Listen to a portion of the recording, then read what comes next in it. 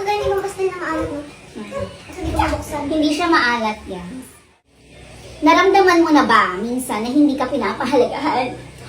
Or mahal ng pamilya mo? Na-feel ko na yun. Siguro, na-feel ko lang yung pag nagagalitan ako nila mama, ganun.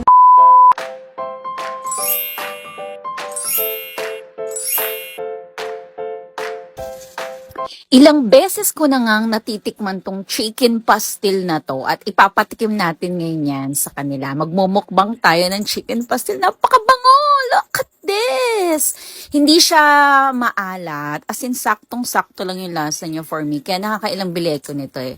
Welcome sa aming mukbang vlog! Ngayon pala nila matitikman yan. Ano ang happy life para sa'yo? Ano ang nakakapagsaya sa'yo? Sa akin, happy life yung nagpapasaya sa akin. Yung nagagawa ko yung mga bagay na tapos may permission galing sa mga magulang na payag. Masabi ko masaya yung buhay ko kapag walang sakit yung mga mahal ko sa buhay. Siyempre, ako din. Siyempre, para kahit simple lang yung buhay. Happy. Happy! Birthday! Happy birthday!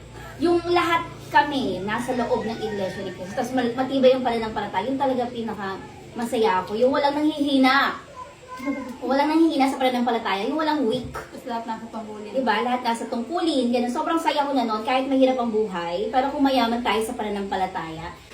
Who is the person you talk to the most in your family? Si mama, kahit minsan di kami close, sa kanya ako mag-open lahat. Sa akin din, si mama yung lagi kong nakakausap. Or si Gima. Kay Gima ako nag-open up. Kasi syempre, twins kami. So parang feeling ko, ayun, best friend ko siya. Kahit na minsan nag-away kami one time. Hi, Sister Jem! Pati na tayo ah. What is the best lesson your parents taught you? Magkaroon ng takot sa Diyos, tapos laging susunod sa mas nakakatanda, magbibigay galang kahit ano sila, kahit iba yung religion nila. Kahit saan ako makarating, lagi ko dapat dala yung tungkulin ko. Tapos dapat maging matatag rin ako sa lahat ng pagsubok na harapin ko. Kasi syempre, hindi naman lahat ng pagkakataon kasama natin yung magulang natin. If you had unlimited money, what would you do every day? Mag-adventure. Mag-adventure. Siguro lagi akong nasa travel. Lilibutin ko yung buong mundo. Sa kada country na pupuntahan ko, hindi ako papayag na wala akong matutulungan. Ang sarap ng pastil!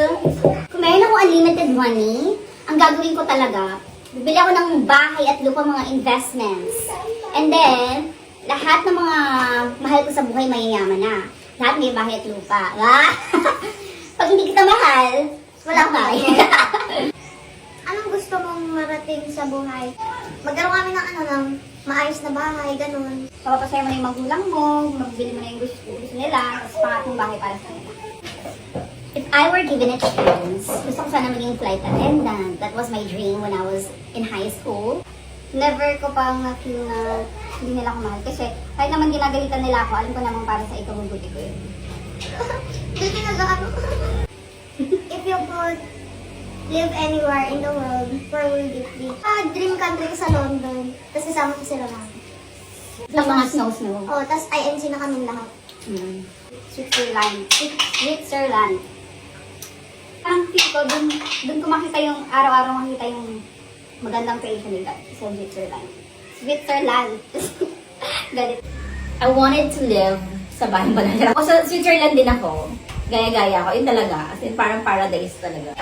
Ano ang nagpapawala ng stress mo sa buhay? Or ano ang mga ginagawa mo para makalimutan mo pansamantala ang mga problema mo sa buhay? Di pa naman ako nasa-stress eh. Ay, Ay, walang stress! Sana all. Stress Sana free. all. Sana all stress. Hindi, may mga problem din naman ako, pero hindi siya nagiging stress kasi hindi ko naman siya iniisip. Or ako naman, pag stress ako, gusto kong pumunta sa mga nature. Sa church. Ako nagpapawala talaga ng stress ko every time na nasa pagsamba tayo, di ba? Yun talaga. As in, nawawala talaga yung problems ko doon. What's your most embarrassing moment? Sa kantin, sa school. Kasi, di ba may strangers, tapos nagtatanong siya kung magkano yun. May kasama pala siya sa likod niya, tapos ako yung sumasagot, tapos hindi ako yun. Parang sinagot ko yung tanong niya, pero hindi naman kayo kausap niya. Pero kasi wala siya nalaman. So, dati mga awit ako, Diba? Sa Manila, medyo malaki yung kapilya doon. So, mabilis yung paglakad, di ba? Pag pupunta ka doon sa harap. Di ba panata pa lang, tapos pupunta ka doon sa harap, ganyan. Eh ano, ako lagi nasa harap kasi parang medyo matangkad lang, ganyan. Ganyan, alas ka dyan! So, di ba yung maglalakad tayo papunta sa shop? Sa taas, sa Coro. Ba't Kasi, maawit ka? maawit ako noon. Mabilis kasi lakad doon sa Manila. Kasi pumunta ako ng province natin sa Camarines Norte. Ang bagal pala ng lakad. Eh ako nasa unahan ako lagi kasi nga, medyo matangkad ako. Alam mo naman, napakatangkad. Medyo matangkad lang. Tapos walang joke. Nandun na ako sa Coro, sila nandun sa likod pa. Di ba nakakaya? It's so embarrassing. Life. Parang gusto ko na lang lumubog sa aking kinatatayo. Konti-konti kong ganyan. Ay, shucks! Nasa unahan ako! Oh my gosh! I don't know what to do! Ganon. Ikaw na yun. Pwede naman ni Yen. Ay, Mahal ko siya. Hi. Yan, commercial mo. Hi, si Tatay, si Tita Eva. Yun, tsaka yung mga ninuno natin. meron naman dito eh. Ano ito naman? Hi. Yan, okay. Pero, hindi na nga lang nauna sa atin. So, parang gusto mo is makasama pa yung mga mahal natin sa bahay.